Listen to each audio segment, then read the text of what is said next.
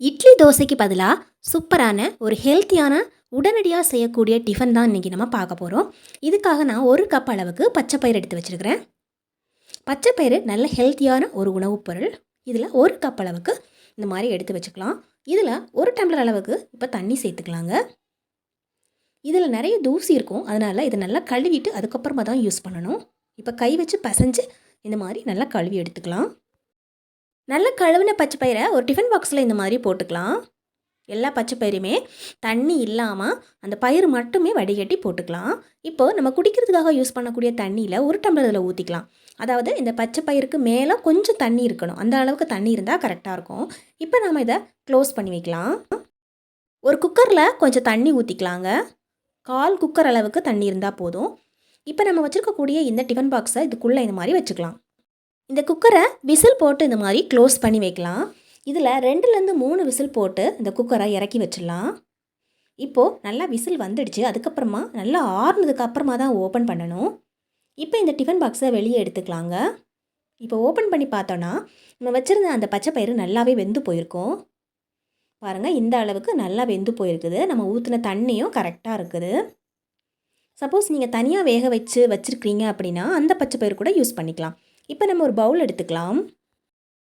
1/2 cup அளவுக்கு கேழ்வரகு மாவு எடுத்துக்கலாம். கொஞ்சமாக உப்பு சேர்த்துக்கலாம். நிறைய சேர்க்கக்கூடாது, 1/4 டீஸ்பூனுக்கு தான் சேர்க்கணும். இப்போ இதுக்கு தேவையான தண்ணி சேர்த்துக்கலாம். கை வச்சு இந்த மாதிரி நல்லா பிசைஞ்சு விட்டுக்கலாங்க. கொஞ்சம் கொஞ்சமாக தான் தண்ணி சேர்க்கணும். ஒரேடியாக நம்ம நிறைய தண்ணி சேர்த்தோன்னா தண்ணியோட அளவு அதிகமாகிடும். அதனால் கொஞ்சம் கொஞ்சமாக தண்ணி சேர்த்து கை வச்சு இந்த மாதிரி நல்லா கட்டி இல்லாமல் பிசைஞ்சு எடுத்துக்கலாம். ஒரேடியாக தண்ணி ஊற்றுனோன்னா மாவில் தண்ணி அதிகமாகிறது மட்டும் இல்லை, மாவும் கட்டி கட்டியாக ஆகிடும். டெய்லி அரிசி மாவுலேயே செய்கிற சாப்பாட்டை சாப்பிடாம அட்லீஸ்ட் வாரத்தில் 2 நாட்கள் இந்த மாதிரி கோதுமை மாவில் செஞ்ச உணவுப் பொருட்களையும் சாப்பிட்றது உடம்புக்கு ரொம்பவே நல்லது. இப்போ இந்த மாதிரி நல்லா பிசைஞ்சதுக்கு அப்புறமா கையில் இந்த மாதிரி பிடிச்சோன்னா இந்த மாதிரி உருண்டை மாதிரி வரும். இந்த அளவுக்கு நம்ம உருட்டி பார்த்தா வருது அப்படின்னா தண்ணியோட அளவு கரெக்டாக இருக்குது அப்படின்னு அர்த்தம். இப்போ நம்ம ஸ்டாப் பண்ணிடலாம். ஒரு புட்டுக்குழாய் ஒன்று எடுத்துக்கலாம். இதில் இதோட சில்லு நான் இந்த மாதிரி போட்டுக்கிட்டேன். இப்போ நம்ம வேக வச்சுருக்கக்கூடிய பச்சை பயிரில் 2 டீஸ்பூனுக்கு சேர்த்துக்கலாங்க. 2லேருந்து 3 டீஸ்பூனுக்கு கூட சேர்த்துக்கலாம். டேஸ்ட்டு ரொம்பவே நல்லாயிருக்கும். இப்போது ஒரு சின்ன கைப்பிடி அளவுக்கு துருவின தேங்காய் சேர்த்துக்கலாம். நல்ல டேஸ்ட்டுக்காக கொஞ்சமாக நாட்டு சர்க்கரை சேர்த்துருக்கிறேன். நாட்டு சர்க்கரை இல்லை அப்படின்னா வெல்லம் சேர்த்துக்கலாம், அல்லது நார்மலாக ரேஷன் கடையில் கிடைக்கக்கூடிய சுகர் கூட சேர்த்துக்கலாம். இப்போ நம்ம மாவு வாரி வைக்க வேண்டியதான். கொஞ்சமாக மாவு வச்சுட்டு மறுபடியும் இந்த பயிர் வச்சுக்கலாம். அதுக்கப்புறமா கொஞ்சமாக தேங்காய் துருவல் போட்டுட்டு கொஞ்சமாக இனிப்பு சேர்த்துக்கலாம். மறுபடியும் நாம் இந்த மாதிரி மாவு போட்டுக்கலாம். இந்த மாதிரி ஸ்டெப் பை ஸ்டெப்பாக 4 டைம் 5 டைம் கூட வச்சுக்கலாம். நம்ம எந்த அளவுக்கு தேங்காயும் அந்த பயிரும் சேர்த்துக்கிறோமோ அந்த அளவுக்கு டேஸ்ட்டு ரொம்ப நல்லாயிருக்கும். இது கூடவே நம்ம ஏன் சேர்க்குறோம் அப்படின்னா, இது கூட சேரும்போது இன்னும் டேஸ்ட்டும் அதோட வாசனையும் நல்லாயிருக்கும். அதுக்காக தான் பச்சை பயிரை நம்ம இந்த மாதிரி உள்ளே வச்சு வேக வைக்கிறோம்.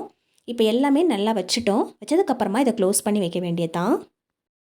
நார்மலாக அரிசி மாவில் புட்டு செய்து நம்ம எல்லாருமே சாப்பிட்ருப்போம். ஆனால் அந்த புட்டு செய்து சாப்பிட்றத விட இந்த மாதிரி ஒரு புட்டு செஞ்சு சாப்பிட்டு பாருங்கள். டேஸ்ட்டே அப்படியே வேறு லெவலில் இருக்கும். குழந்தைங்க கூட ரொம்ப விரும்பி சாப்பிடுவாங்க. இது ஒரு சாயங்காலம் ஒரு ஸ்நாக்ஸாக கூட செஞ்சு கொடுத்துக்கலாம். இப்போ நாம் புட்டு குழாயில் இந்த மாதிரி வச்சுக்க வேண்டியதான். தண்ணி நல்லா சூடாக கொதிக்க இருக்குது.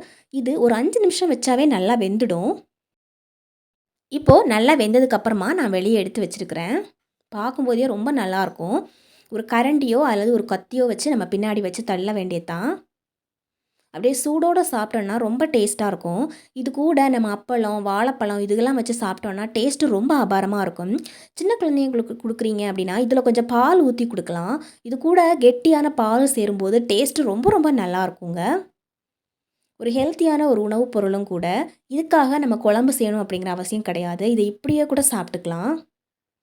சின்ன குழந்தைங்கள்லேருந்து பெரியவங்க வரைக்குமே விரும்பி சாப்பிடக்கூடிய ஒரு ஹெல்த்தியான டிஃபன் இது. ஒரு முறையாவது ட்ரை பண்ணி பாருங்கள். தேங்க்யூ ஃபார் வாட்சிங் ஃப்ரெண்ட்ஸ்.